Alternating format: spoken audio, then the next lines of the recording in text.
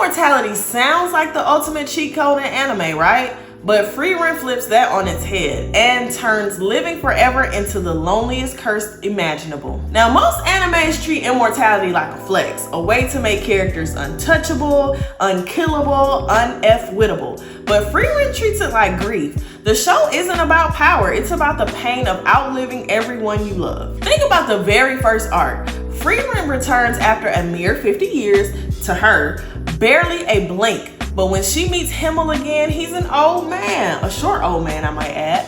The moment is silent, but it's heavy. You can see it in his eyes. She hasn't changed at all, and he's running out of time. That pause between them says everything.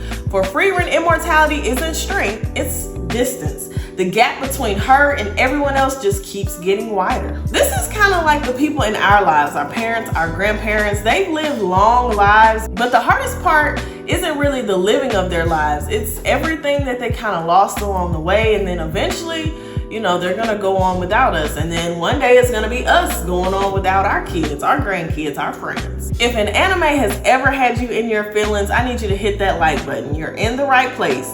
And even if you haven't felt that way, tap in anyways. Now, a lot of shows that involve immortal characters make it look like a power worth having. For instance, Sailor Pluto guards the space-time door forever, and she's basically imprisoned by her role, but she lives forever. And her duty is one of the more important ones.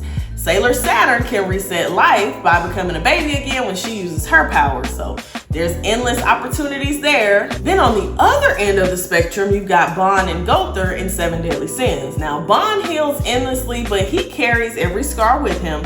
And Gother outlasts everyone because he's a doll and he can't really make any connections. But still, them having the ability to transcend time makes them very valuable. And as a result, animes often glamorize or twist immortality, but in Frieren, it's stripped bare and it shows the very quiet ache of it. Now, child, when she came back and she saw Himmel, I was shook because I was trying to think. I was like, I didn't see nobody that was short that she was on the road with. You know, whole time it's Himmel. He done got old, he done shrunk, and Frieren ain't aged a bit. All right, let's settle this in the comments. Is immortality a blessing, or is it the worst curse you can get in an anime? Now, some other animes make immortality look cool. Characters like Hidan in Naruto or Zamasu in Dragon Ball flex it like a trophy, proof that they cannot be stopped.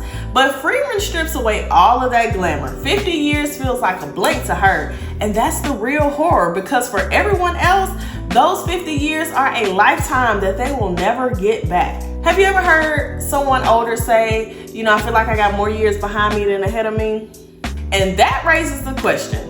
Anime usually glorifies power, but in Frieren, regret is the most powerful force of all. Which one actually hits harder?